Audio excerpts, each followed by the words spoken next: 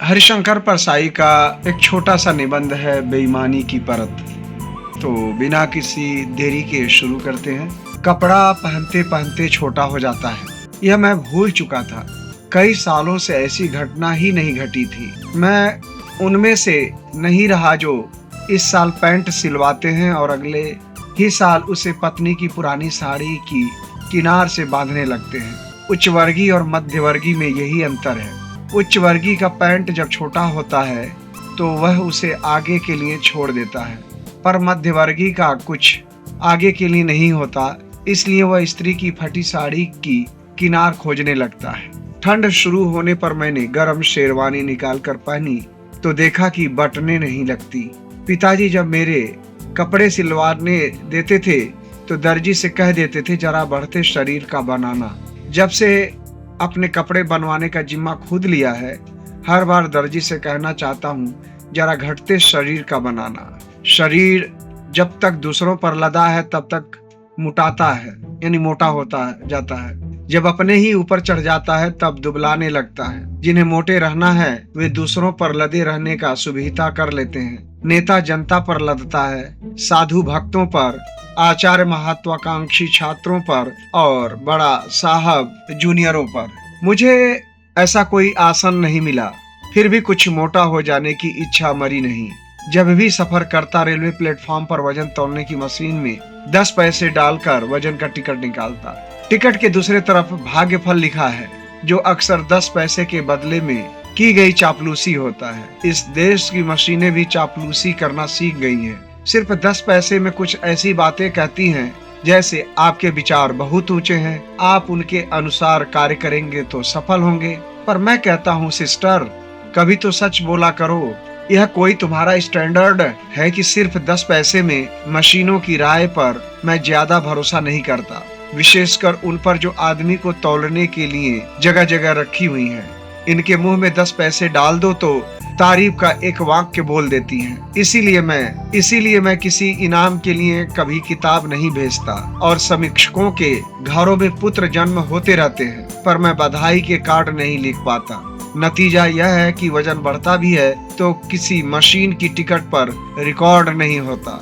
जमाने में वजन से ज्यादा उसके रिकॉर्ड का महत्व है, इसलिए चतुर लोग दूसरे की गोद में बैठकर अपने को तुलवा लेते हैं और बढ़े वजन का टिकट जेब में रखते हैं। इस बार जरूर वजन बढ़ा है, अब मशीन की धांधली नहीं चलेगी।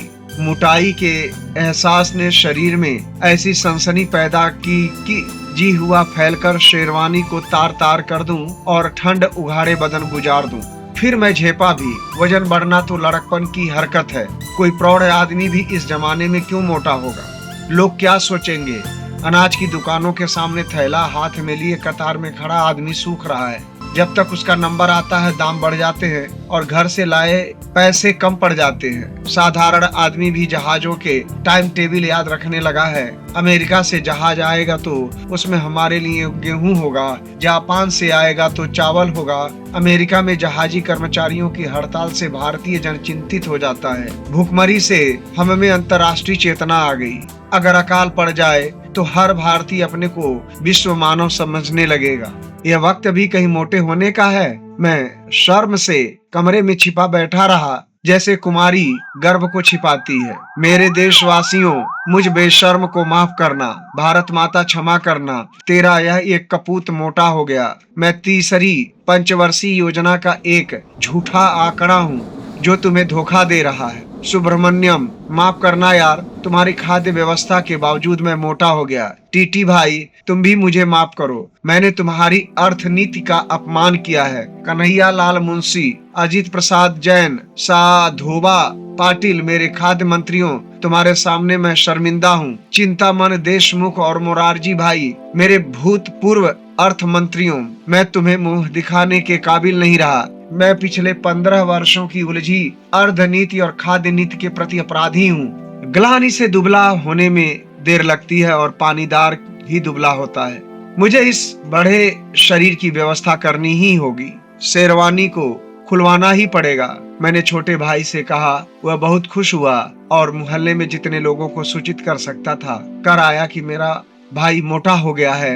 मैं डरा कि अभी लोग आएंगे और कहेंगे, सुना है साहब आप मोटे हो गए, बधाई है, ईश्वर सबको इसी तरह मोटा करे। लेकिन शाम तक मैंने लज्जा भाव को जीत लिया। इसमें क्या शर्म की बात है? मोटा हुआ है तो मेरा ही शरीर हुआ है, मेरे कारण कोई दूसरा तो मोटा नहीं हुआ। मैं इशारे से इस उपलब्धि को बताने भी लगा। दोस्त ठंड की बात करते तो मैं बीच में कह देता, हाँ ठंड सिर पर आ गई है और हमारे गर्म कपड़े छोटे पड़ गए, बटने नहीं लगती। 2-3 दिनों में यह बात फैल गई और मेरे एक बुजुर्ग रिश्तेदार यह कहते मेरे घर आए, लड़के ने बताया कि तुम मोटे हो गए। मैंने सोचा चलो देख आएं। दुर्बलता का मैं अभ्यस्त हो गया था, गर्व पूर्वक दुर्बला रह लेता था। कोई ऋषि मोटा नहीं होता, वे सब सूखे और क्रोधी होते हैं। कोई उनके चरण न छुए तो उसे शाप देकर बंदर बना देते थे। पर न मैं वैसा दुबला था, न वैसा क्रोधी। मैं अजानुभुज और आकंठ टांग वाला हूँ, यानी बैठने में टांगे कंठ तक आ पहुँचती हैं। सोचता था भुजाओं और टांगों का जो अतिरिक्त भाग है वह बाकी शरीर में चिपका दिया जाए तो ठीक हो जाए। पुराने जमाने में सुंदरियों के लिए ऐसी सर्जरी होती होगी कि इस अंग का कुछ काट कर उस अंग में चिपका दिया जाए। प्रमाण चाहिए तो बिहारी की यह पंक्ति काफी है, कटिको कंचन काट के कुचन मध्य धर दीन। इससे दोनों ठीक हो गए। एक और तरह की सर्जरी है जिसमें बिना चाकू के पेट काटा जा सकता है। वर्तमान सभ्यता में इस रक्तहीन सर्जरी ने काफी उन्नति की है। जो 10-5 के पेट काट सके उसका पेट बड़ा हो जाता है, वे सारे पेट उसके पेट में चिपक जाते हैं। इस विद्या के विद्यालयों में मुझे प्रवेश नहीं मिला, वरना मैं भी अभी सर्जरी सीख लेता और पेट बढ़ा लेता।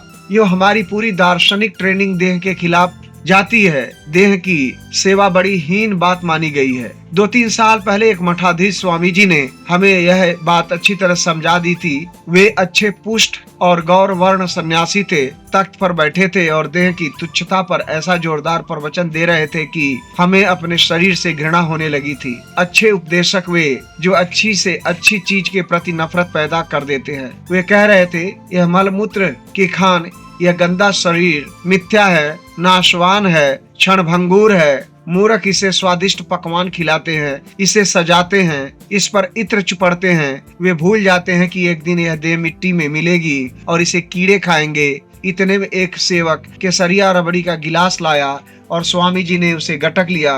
मेरे पापी मन में शंका उपजी, पर पास में बैठे एक भक्त ने समझाया, यह मत समझ लेना कि स्वामी जी स्वादिष्ट रबड़ी खाते हैं। अरे वे तो कीड़े मकोड़ों के खाने के लिए देह को पुष्ट और स्वादिष्ट बना रहे हैं। इस मृत देह को कीड़े खाएं तो उन्हें भी मजा आ जाए। यही सोचकर स्वामी जी रबड़ी पीते हैं। श्रद्धाहीन सोचते हैं कि स्वामी जी माल खाते हैं, यह नहीं जानते कि वे तो कीड़ों के लिए डिनर बनाने में लगे हैं। वह उपदेश आज काम आया। संतोष भी हुआ कि आज अगर स्वामी जी का मेनू पहले दर्जे का है तो मेरा भी दूसरे का तो हो ही गया। मैं मिथ्या गर्व से बच गया। जो खुशी थी वह लोगों के सवालों ने छीन ली। लोग पूछने लगे, मोटे हो रहे हो, क्या बात है? मैं क्या जवाब देता? कह दिया, स्वास्थ्य का ख्याल रखता हूँ। वह जो स्वामी शिवानंद की किताब है ना, उसी के मुताबिक चल रहा हूँ। उसमें लिखा है समय पर भोजन करना चाहिए, सूर्यास्त के बाद चाय नहीं पीनी चाहिए, आधी रात तक नहीं जगना चाहिए, हल्का भोजन करना चाहिए, मदिरा आदि मादक द्रव्यों का सेवन नहीं करना चाहिए, मिर्च मसाले नहीं खाना चाहिए, मन में बुरे विचारों को नहीं आने देना चाहिए। किसी को संतोष नहीं हुआ। लोग कहते, मजाक छोड़ो, सच बताओ, मोटे क्यों हो रहे हो? पीठ पीछे जब कोई यह प्रश्न करते तो वह कटीला हो जाता। वे आपस में कहते, वह आजकल मुटा रहा है। क्या बात है? मैं इस सवाल से घबरा उठा। मैं जब दुबला था तब किसी ने प्रधानमंत्री से नहीं पूछा कि यह शख्स दुबला क्यों है। किसी ने संविधान नहीं देखा कि इसमें नागरिकों के कर्तव्यों में दुबला होना लिखा है या नहीं। हम सब ने दुबले होने को अपनी नियति मान लिया है। कोई मोटा हो जाता है तो 1000 अंगुलियां उठने लगती हैं। लोग यह समझ रहे थे कि या तो मैं गांजा शराब के स्मगलिंग में लगा हूँ, या किसी संस्था का मंत्री बनकर चंदा खा रहा हूँ, या कहीं से काला पैसा ले रहा हूँ, या घूसखोरी के लिए किसी का एजेंट हो गया हूँ। रोटी खाने से कोई मोटा नहीं होता, चंदा या घूस खाने से मोटा होता है। बेईमानी के पैसे में ही पौष्टिक तत्व बचे हैं। पिछले 17 सालों से मोटे होने वालों ने ऐसी परंपरा डाली कि ईमानदार को मोटे होने में डर लगता है, स्वस्थ रहने की हिम्मत नहीं होती। मेरे एक दोस्त ने मुझे मुझे बताया कि जिनकी तोंदें इन 17 सालों में बढ़ी हैं, जिनके चेहरे सुर्ख हैं, जिनके शरीर पर मांस आया है, जिनकी चर्बी बढ़ी है, उनके भोजन का एक प्रयोगशाला में विश्लेषण करने पर पता चला कि वे अनाज नहीं खाते, चंदा, घूस, काला पैसा, दूसरे की मेहनत का पैसा या पराया धन खाते हैं। इसलिए जब कोई मोटा होता दिखता है तो सवाल उठते हैं। कोई विश्वास नहीं करता कि आदमी अपनी मेहनत से ईमान का पैसा कमाकर भी मोटा हो सकता है। बेईमानी की तरह यह थोड़ा सा मांस मेरे ऊपर चिपक गया है। मेरे दुश्मनों, एक वैज्ञानिक तथ्य तुम्हारे सामने है। मैं मोटा होकर कमजोर हो गया हूँ। मेरी बदनामी उड़ाने का ऐसा सुनहला अवसर तुम्हें कभी नहीं मिलेगा। तुम जल्दी करो, मेरा क्या ठिकाना। मैं 4 दिनों बाद फिर दुबला हो जाऊं, तब तुम हाथ मलते रह जाओगे।